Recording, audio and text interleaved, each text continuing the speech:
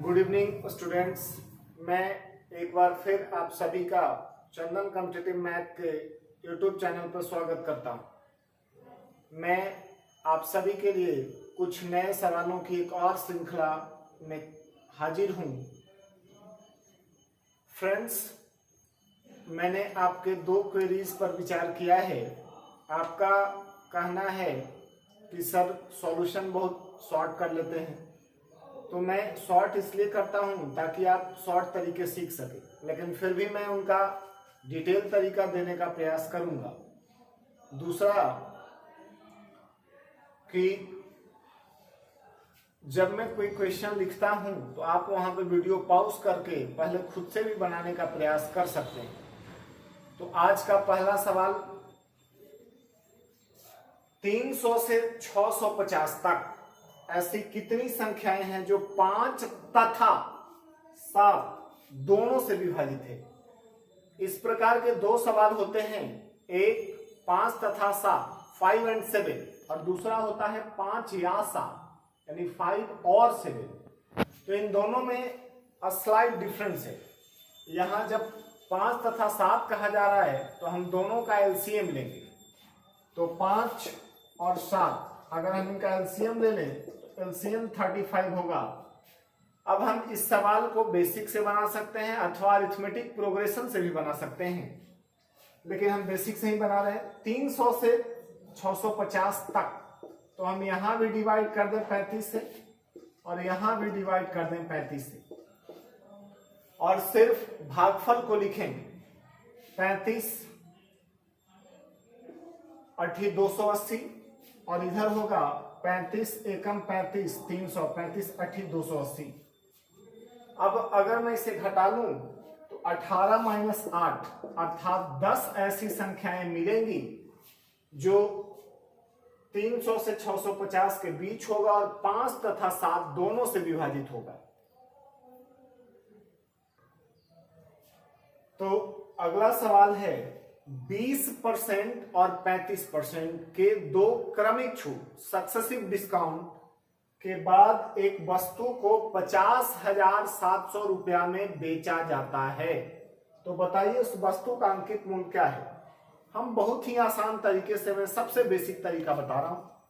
मान लिया कि उस वस्तु का अंकित मूल्य 1 से पहली बार 20% का डिस्काउंट है। जब 20% डिस्काउंट होगा तो 80% में बिकेगा अर्थात 80/100 और पुनः 35% का डिस्काउंट है तो 35% छूट देने के बाद 65% में बिकेगा।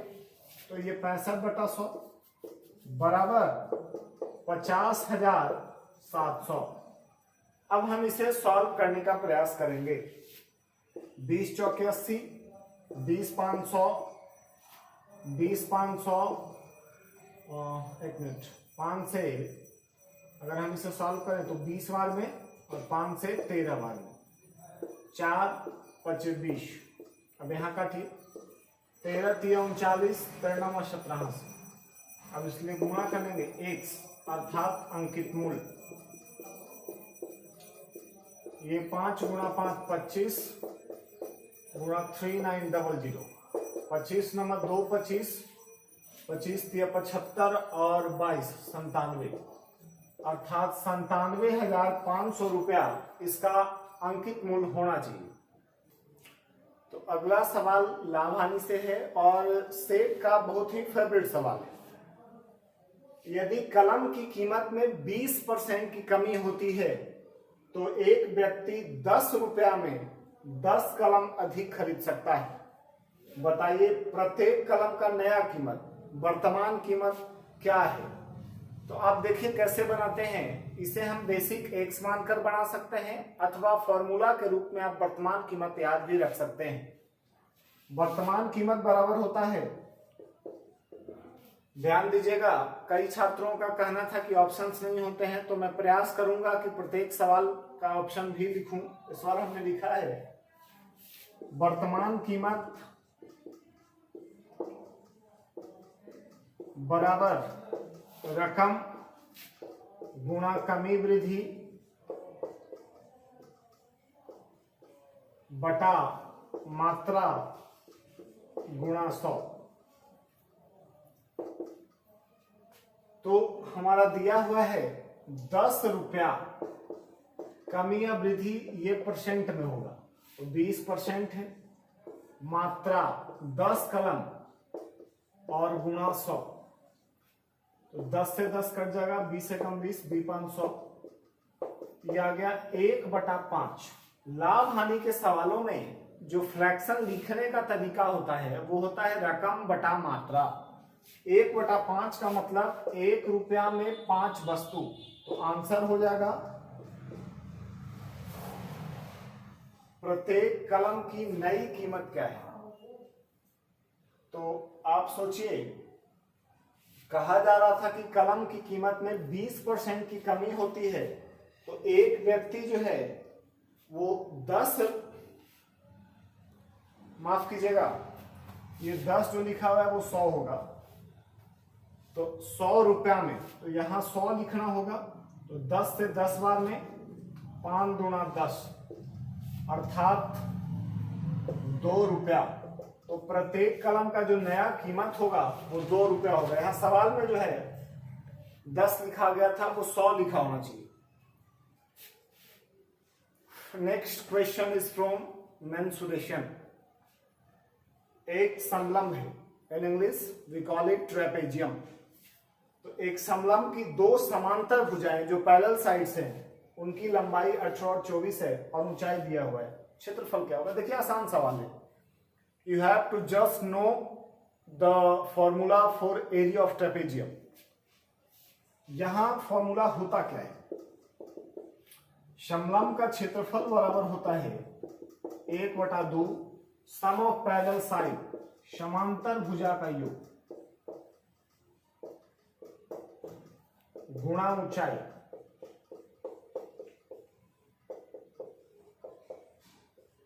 तो 1/2 समांतर भुजाओं 18 + 24 और ऊंचाई 12, 2 गुणा 6, 24 18 42, 252 मीटर स्क्वायर, अर्थात ऑप्शन बी इसका आंसर हो जाएगा।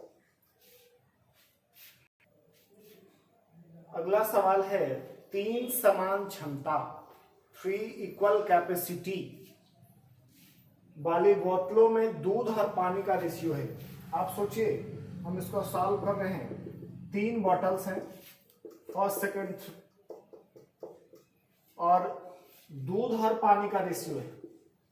पहले में 2:5, 3:4 और यह है 4:5। और सवाल में कहा जा रहा है कि समान क्षमता है, उनका कैपेसिटी जो है इक्वल है। तो हम गौर करेंगे उस पर। यहां टोटल 5 2 7, यहां भी 7, लेकिन यहां 9। आप देखेंगे कि ये इक्वल नहीं है, तो फिर मैं इसको एलसीएम लेकर इक्वल करूंगा। क्या करते हैं, 7 में 9 से, यहां 7 में 9 से, और यहां 9 में 7 से गुना करते हैं। अब हर जगह 63 हो जाएगा, 63। और आपको पता होना चाहिए, रेशियो के किसी एक टर्म में किसी संख्या से गुना करने पर सभी टर्म में उसी संख्या से गुना करना होता है। अगर यहां हमने 9 किया है तो यहां भी 9, यहां भी 9, यहां हमने 9 किया है तो 9, और यहां 7 किया है तो 7 गुणा 7। ये रेशियो किसका था? वो मिल्क का था और वाटर का था। तो नया रेशियो जो होगा मिल्क इज टू वाटर, क्या करेंगे, सारे दूध की मात्रा को एक साथ ऐड करेंगे। तो यहां से 18, यहां से 27 और यहां से 28 अनुपात। सारे वाटर एक जगह, 45, 36 और 35। अब जरा आप गौर करिए, ये तो 73 हो जाएगा, ये है 6 5 11 5 16, 3 3 6 4 10 और 1 11, 73 अनुपात 116, अर्थात ऑप्शन बी इसका आंसर होगा। तो अगला सवाल है अलजेब्रा से। आप गौर करेंगे, इस वीडियो में हमने उन छात्रों को फोकस किया है जिन्हें एडवांस मैथ से कम लगा। हमने ज्यादातर सवाल अरिथमेटिक से ही लिए हैं, लेकिन फिर भी कुछ सवालों का समावेश किया है। करा x बराबर है 1 माइनस बाई और x स्क्वायर बराबर है 2 माइनस बाई स्क्वायर, तो x y equal to what. हम क्या करेंगे, इस बाई को इधर लेके आएंगे, तो ये माइनस इधर आके प्लस हो, और यहां पर इसको भी इधर लेके आएंगे, x square plus y square बराबर ये 2 हो जाए। अब आप सोचिए, मैं इसे स्क्वायरिंग बोथ साइड करता हूं, स्क्वायरिंग बोथ साइड, तो क्या होगा, x square by square 2x by, और 1 का स्क्वायर तो 1 होता है, और इसका वैल्यू मुझे यहां पता है कि x square plus y square is equal to given 2, तो हम यहां 2 रखेंगे, तो 2 प्लस 2xy बराबर 1, इसलिए 2xy जो होगा इधर जाएगा 1 माइनस 2 इज इक्वल टू -1, इसलिए xy बराबर -1/2। तो देखने में सवाल मुश्किल लग रहा होगा, लेकिन सवाल मुश्किल है नहीं। तो अगला सवाल बहुत ही आसान है, 5000 को किस छोटी से छोटी संख्या से विभाजित किया जाए कि वह पूर्ण वर्ग अर्थात परफेक्ट स्क्वायर बन जाए। तो यह सवाल बहुत ही आसान है। मैं चाहूंगा कि आप सारे लोग जो इस सवाल को या इस वीडियो को देख रहे हैं, आप पॉज करें और इसका आंसर कमेंट बॉक्स में कमेंट करें। मैं आपको कुछ समय भी दे रहा हूं, तो आप आंसर कमेंट बॉक्स में जरूर लिखेंगे ताकि मैं देख सकूं कि कौन कौन लोग पढ़ रहे हैं। कोई और भी सुझाव आपका हो तो आप कमेंट बॉक्स में जरूर कमेंट करें। 5000 को किस छोटी से छोटी संख्या से विभाजित किया जाए, डिवाइड किया जाए, ताकि वो परफेक्ट स्क्वायर अर्थात पूर्ण वर्ग बन जाए। तो हम क्या करेंगे, सबसे पहले इसको फैक्टराइज करेंगे। 5000 को हम लिख सकते हैं 50 गुणा 50 गुणा 2, 50 गुणा 50 2500, 2500 गुणा 2 5000। आप सोचिए परफेक्ट स्क्वायर कब होता है, जब प्रत्येक संख्या जोड़े के रूप में मौजूद होता है। यहां 50 का तो जोड़ा है, लेकिन 2 का जोड़ा है नहीं। तो अगर हम इस 2 से डिवाइड कर दें तो ये कट जाएगा, और जो संख्या बचेगा वो परफेक्ट स्क्वायर होगा। तो इसलिए हमारा आंसर क्या होगा, हमारा आंसर होगा 2, अर्थात first option. Next question is from geometry. 60 centimetre लंबी एक जीवा वृत्त के केंद्र से, सबसे पहले वृत्त ड्रॉ कर लीजिए।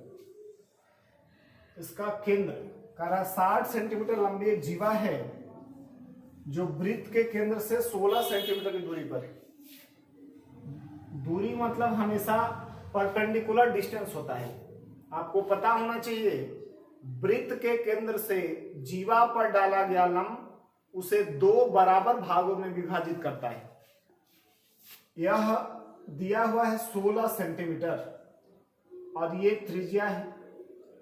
त्रिज्या दिया हुआ है और त्रिज्या निकालना है मुझे। जीवा दिया हुआ है 60, तो अगर पूरा 60 है तो कितना होगा, 30। अब ये मुझे फाइंड करना है कि वृत्त की त्रिज्या क्या है। तो देखिए, अगर आपको ट्रिपलेट पता होगा तो ट्रिपलेट होता है 8, 15, 17। अब गौर करिएगा, अगर इस पूरे ट्रिपलेट को मैं 2 से गुना कर दूं तो 8 दूना 16, 15 दूना 30 और 17 दूना 34। 16 और 30 है तो 34 होगा, ठीक है। तो 34 इस सवाल का आंसर होना चाहिए। लेकिन जिन लोगों को ट्रिपलेट पता नहीं है वो कैसे निकालेंगे, वो क्या करेंगे, ये केंद्र है, हमने इसको नाम दे दिया ABC, ठीक है। तो आपको पता होगा पाइथागोरस थ्योरम के हिसाब से लंब स्क्वायर प्लस आधार स्क्वायर बराबर होता है कर्ण स्क्वायर। मुझे कर्ण पता करना है, OA निकालना है, और OA बराबर हो जाएगा √16 का स्क्वायर प्लस 30 का स्क्वायर, ठीक है। और ये आप जब सॉल्व करेंगे तो आ जाएगा 34 सेंटीमीटर। अगला सवाल, 80 लीटर दूध और पानी के मिश्रण में जिसमें दूध की मात्रा 10% है, में कितना पानी मिलाया जाए ताकि वह 5% दूध वाला मिश्रण बन जाए। देखिए इस सवाल को हम रेशियो परसेंटेज दोनों तरीके से हल कर सकते हैं। आप हमेशा ध्यान रखिएगा, जिस कंपोनेंट को मिलाने की बात की जाए उसको छोड़ के दूसरे कंपोनेंट को हम इक्वल करते हैं। यहां कहा जा रहा है कितना पानी मिलाया जाए, तो जब पानी मिलाने की बात कहा जा रहा है तो मैं दूध को दोनों कंडीशन में बराबर कर लूंगा, क्योंकि आप गौर करेंगे जब हम शरबत बनाते हैं तो अगर ऊपर से उसमें पानी मिलाते हैं तो चीनी की मात्रा वही होता है, उसका कंसंट्रेशन चेंज होता है। इन द सेम वे यहाँ कह रहा है कितना पानी मिलाया जाए, तो जब पानी मिलाएंगे तो दूध का मात्रा वही होगा, उसका परसेंटेज चेंज होगा। तो 80 लीटर था, इसमें दूध था 10%। अब कह रहा है कितना पानी मिलाएं, जितना पानी मिलाएंगे उतना मिश्रण भी बढ़ेगा, तो 80 + x हो जाएगा। और अब दूध कितना परसेंट, 5%। अब काट दीजिए, 5 दूना 10, 80 दूना 160 बराबर 80 + x, इसलिए x बराबर आ जाएगा 80, अर्थात 80 लीटर पानी मिलाना होगा, जो कि आपके चौथे ऑप्शन में है, तो यही आपका आंसर होगा। तो अगला और अंतिम सवाल इस वीडियो का बहुत ही आसान सा सवाल है, और ये सवाल हमने आपके लिए लिया है, तो मेरी आपसे गुजारिश होगी कि आप इसका जवाब कमेंट बॉक्स में कमेंट करें और दें। इस सवाल को मैं अगले वीडियो के लिए छोड़ रहा हूँ, अगले वीडियो में मैं इसका उत्तर बता दूंगा, या फिर आप खुद से कमेंट कर लीजिएगा। प्रिय स्टूडेंट्स, अभी तक आप में से जिन लोगों ने इस चैनल को सब्सक्राइब नहीं किया है वो सब्सक्राइब कर लें, साथ ही बेल बटन को दबा दें, ताकि प्रत्येक नए वीडियो की जानकारी आपको मिलता रहे। मुझे पता है कोरोना वायरस के इस टाइम में आप में से कई लोग परेशान हो रहे हैं, तो एक सेशन हम लोग इस मुद्दे पर भी रखेंगे। तब तक के लिए आपको कौन से नए टॉपिक्स पढ़ाए जाएं, ये भी आप कमेंट बॉक्स में कमेंट कर सकते हैं। हम लोग मेन सिलेबस अर्थात रेशियो और अन्य चैप्टर्स का लेक्चर एक सिस्टमेटिक वाइज में बहुत जल्द अपलोड करना शुरू करेंगे, और जैसे ही सब्सक्राइबर्स 1000 पहुंच जाता है हम लोग लाइव क्लासेस भी शुरू करेंगे। तब तक के लिए धन्यवाद।